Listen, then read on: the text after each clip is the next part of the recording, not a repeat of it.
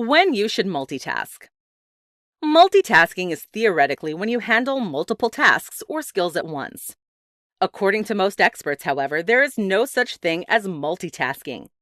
We can only do one thing at once. As a result, most people are serial taskers, not multitaskers.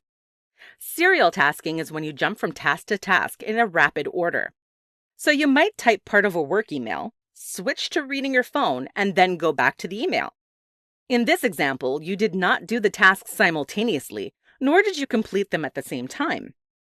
There are some times when we do multitask, however. For example, you may drive your car and sing along to a song at the same time.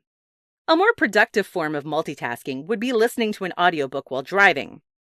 You can multitask in this sort of scenario because driving and listening are both automatic abilities. In other words, you can do them on autopilot.